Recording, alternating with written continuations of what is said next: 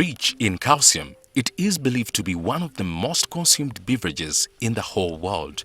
It has in it vitamin D, which helps to absorb the calcium, which strengthens bones and teeth. Most babies right from human to animals have benefited from this product. Tonight, we get to know how best we can increase our milk production as a country and be able to supply beyond Uganda. Coming up on Seeds of Gold. In these animals, you can start with one cow. We started with nothing. We just came up growing, going somewhere. They tell you, I'm selling my cow, it is nice. You say, okay, how much? And then you negotiate.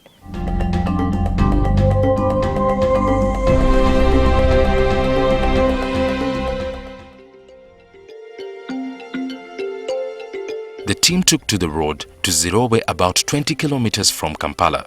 Our destination is 2 kilometers from Zirowe town.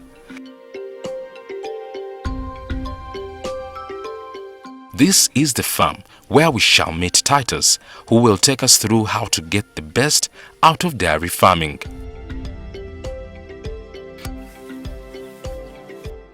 It's time for us to talk about making money as we share the knowledge Titus Kasuja brings from Denmark back to his home country, Uganda. I'm Titus Kasuja, and I'm the CEO for Danish Agro Connect and a partner in ZDFA.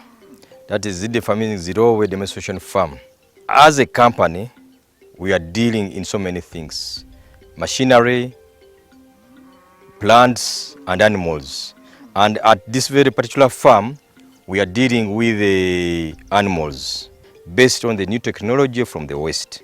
So being there for so long, we thought of what can we bring back to Uganda. And among the things we learned and we put in our emphasis to learn more was agriculture. And that's how we developed the idea of coming back to Uganda and do this. This farm is home to 170 cows to date and has been in existence close to 4 years now. We started with nothing. We just came up growing, going somewhere. They tell you, I'm selling my cow, it is nice. You say, okay, how much? And then you negotiate. And then you go up adding.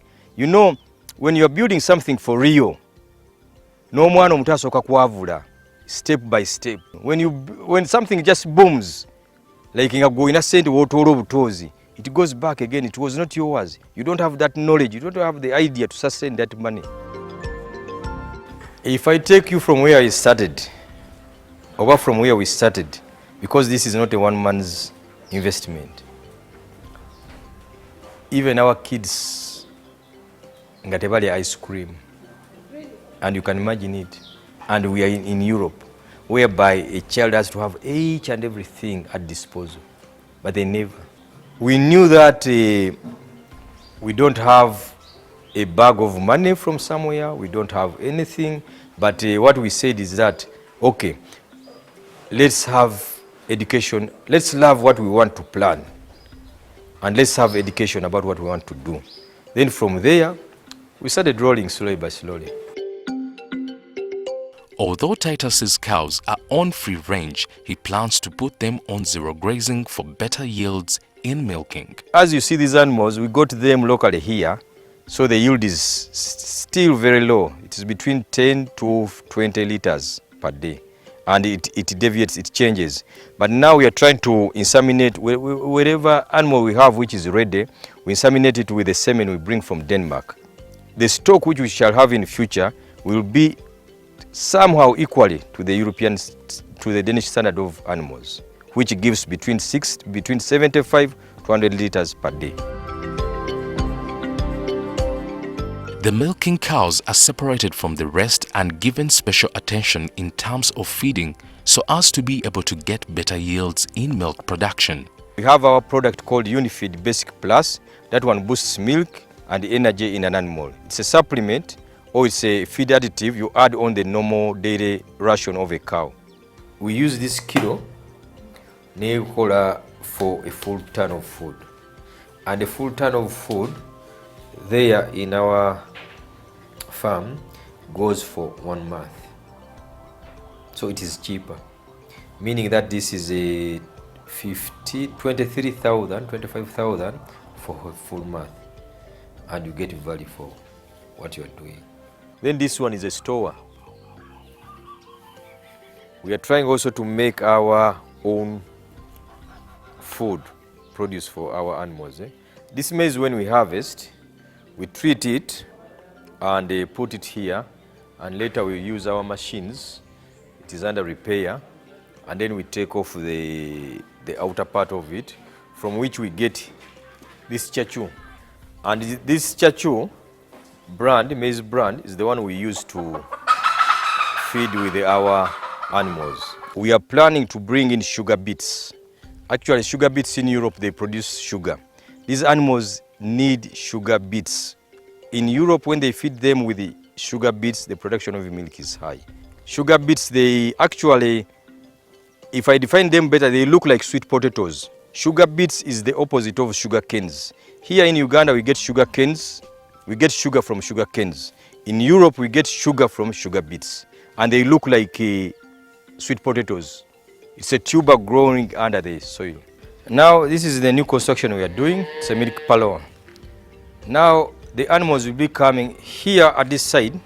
We shall put feeding troughs, and even on the other side, feeding troughs. So an animal can come in like this with its back behind. Then down here, there are going to be milking breasts, the one which you come and put and fix on a cow, each cow. 4 cows here, 4 cows here, meaning that we can milk 8 cows at a go. Then we are constructing it that there will be a pump pumping the milk from here to the other tanks there.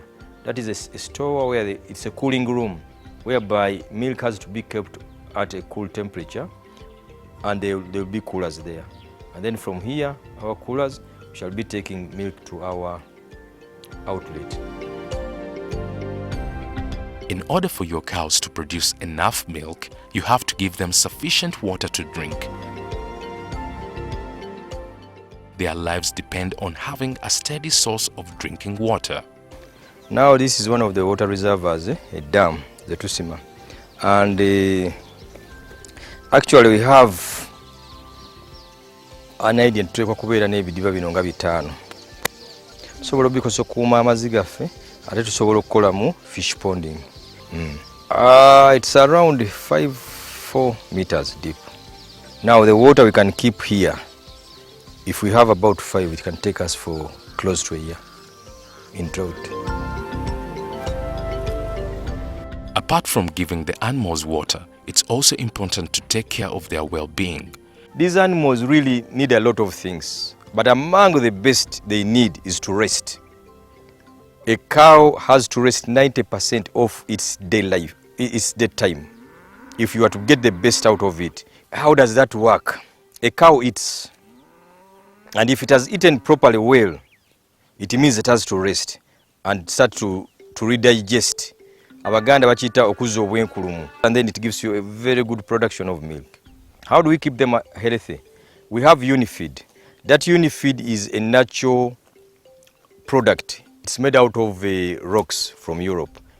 So it helps really combat some minor diseases in the germs and whatever in the stomach. So by that, at times we don't like so much the injections and everything. So that why you see that all our products are supplements. They combat and they stop. For example, we have a ketosis pasta. It's a natural product. It helps against ketosis in the cow. We have a calcium pasta. That one helps with the milk fever, and it boosts also milk production. Then we have act pasta. That one helps in the diarrhea of a cow. Titus, however, admitted that with modern technology, having this kind of hard surface for animals is a big mistake. There are better ways of doing it. That was a very big mistake. This was constructed when we are not here, but even I don't accept it. Here, you stress an animal. How do you stress it? Or you stressing her in a way that today the biggest health problem in Europe, in Denmark, is about hoofs. Mu hoofs omwo mwe muva buli bulwadde obutawaanya ente, and hoofs eyo ziva mu hard surface. And second, Now, an animal finds it very difficult to rest. Resting awali hard. But as you look around here, because of the floor is concrete, they are not sleeping. They should not be standing. If you are targeting best yield in milk, and our next issue we are going to work on is to redesign this one from down. Up, it's perfect. It has a very good aeration. The animals, they are perfectly, but the thing we have now which is disturbing us is there. When we return, take a look at the technology of insemination.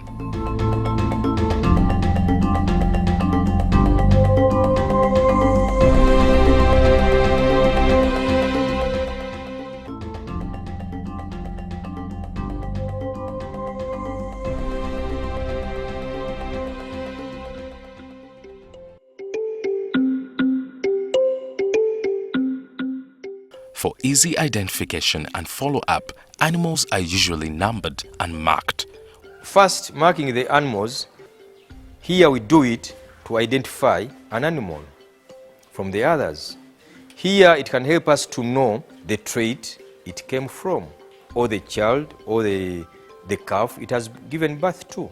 It came from a cow which is number ZF33, and the ZF33 in our data keeping, we know the mother, we know the father, we know the production of milk, we know the traits it has, we know the diseases it has.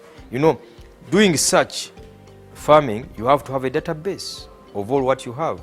And you can only keep a database because all animals are almost the same. We identify them by numbers. That's why we target them. If you are to grow the numbers of your livestock and get better breeds, it's crucial to get the process of artificial insemination right. Titus explains. But now we want to produce our own animals. The young ones, the calves which are born from here, those are crossbreed with our semen. This is the first generation of our semen. Yeah. So we need a second generation, third generation, fourth generation, until we reach the best. These ones, they don't feed from the mother anymore. They don't. Milk replacers, it's the one I told you, is milk, which we give to calves. And then we utilize the milk from the mother for further setting and for running the farm properly. We inseminate it with the semen we bring from Denmark. So we are trying to see that we get the exact, we get the stock which we shall have in the future will be somehow equally to the to the Danish standard of animals, which gives between 75 to 100 liters per day. Titus further explains this technology on how to produce the best quality and quantity standards. The cow has in its reproductive system, it has two sides, left and right, whereby as an inseminator, you are trained to put the semen at the entrance of the left and right. But what they do now, inseminators here, because they are not well informed, they can either put in the right hand side, whereas the ovary which is ready for conceiving is in the left hand side. By the time the semen will run away from the right to come to the left, it will be weak, the animal won't conceive. But when you put at exactly the entrance, the split of the two sides, that semen will divide equally, runs the other end, rises the other end, and that's when your animal will conceive once. If you put it here where these two are splitting, there's a possibility that the edge which is ripe is in the right or in the left. So semen will divide equally and go and run and reach there.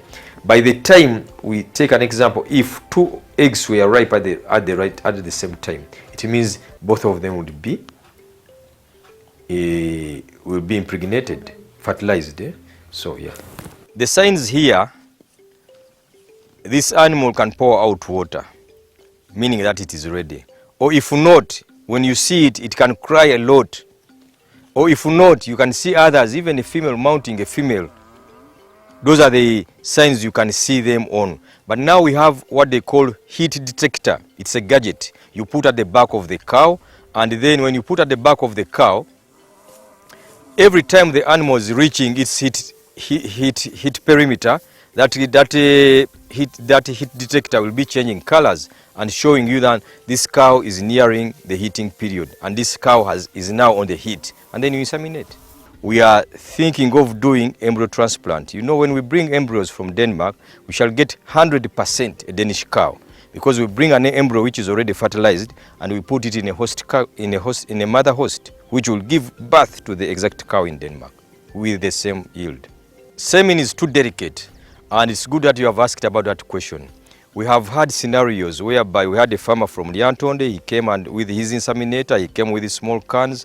They got the semen, put it on the back of the truck and drove to Liantonde. By the time they reached, semen is kept in liquid nitrogen. Liquid nitrogen can evaporate so easily.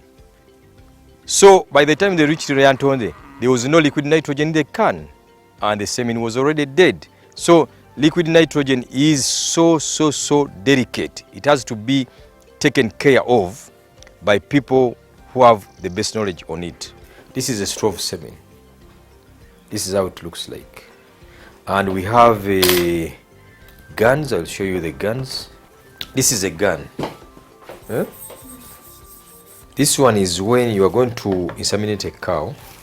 You have to have this arm on. This one is good in that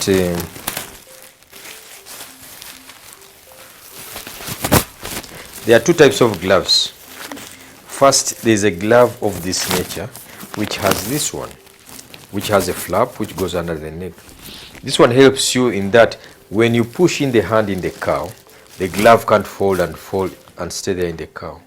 So this is the best type, whereby you have this one. But we have another one which has no flap, it stops here.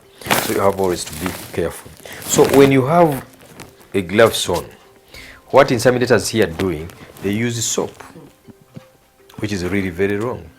And they use the same glove on each and every animal throughout. Suppose they are inseminating about 4 or 5 cows. They are using the same gloves because you have to penetrate the interior of the cow with a hand. And that hand has to guide the gun. This is the gun. When you are putting on a straw, you put a straw inside here, from behind here, and you push it inside here. First, what you do, you have to cut off one end. Normally you cut off one end. I don't think whether you will see properly, but if you look here, there's a yellowish thing. That is semen, but this is already dead. The moment you take semen out of the liquid nitrogen, it has to be from liquid nitrogen when you are going to use it to warm water, and in warm water some few seconds to enable it to come to the normal body temperature.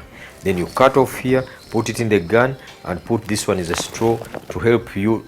This one helps you to not to harm the interior of the animal with the metal. This is a kind of plastic. So when you do it, after you have to use gel. This is a lubricant. So this is what you have to use. You pour here and then you smear all over their hand so that it smoothly goes into the reproductive system of the cow. Semen is so delicate in that someone can say, let me just go and see semen. They open and they fail to close. The moment they fail to close, that means that it is going to get spoiled. The moment, you see, that is all. It is evaporating. Nitrogen, liquid nitrogen. It's evaporating. Then when you pull out, for example, take out, you will see straws inside. These straws are kept in liquid nitrogen. They are not supposed to, at any time, come out of liquid nitrogen. And liquid nitrogen in a cylinder like this, it has to cover, it has to be top. The moment liquid nitrogen is at a level which is not covering the straws, it means semen will continue dying gradually. Herein we have around 1,000 cows, live cows. Finding a ready market for produce is a challenge for many farmers, and when it comes to milk production and the perishable nature of this product, there are no compromises. The market is big, and the milk production in Uganda is not enough for the population in Uganda. So with the market, we are not afraid of the market. What we are afraid of, can we produce, do we have the capacity to to feed the population with the milk. We sell a liter at our outlet in Kasangati outlet there. We sell at 1,800 per liter, undiluted, direct from the cow. We sell it 1,800 shillings. We have 90 milking cows, and each cow on average gives 10 liters per day, between 10 to 15 or 20 liters per day. So when we have done with our milking there, this is our sales output. So we bring all our products here, and it is sold from here.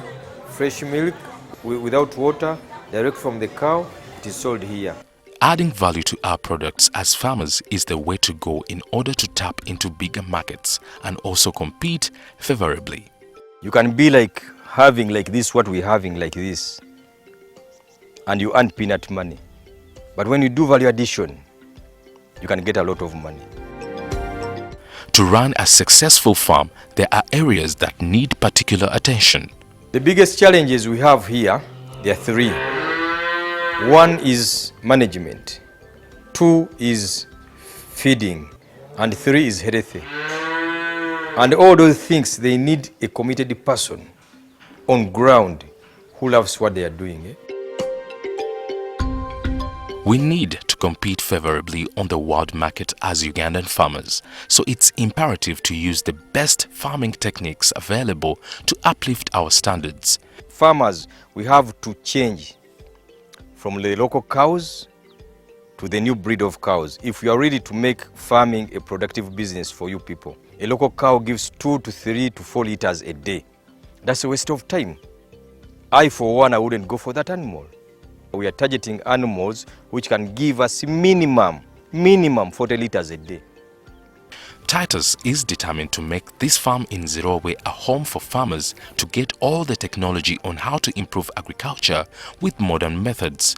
We are very open to any farmer who would like to work with us, to get advice from us. We are very open, and like I showed you up there, we are building a hall which can take a capacity of more than 300 people, whereby we are going to be training farmers. We contribute about the knowledge. They take the knowledge we know, we take the knowledge they have, and then we see that agriculture goes forward.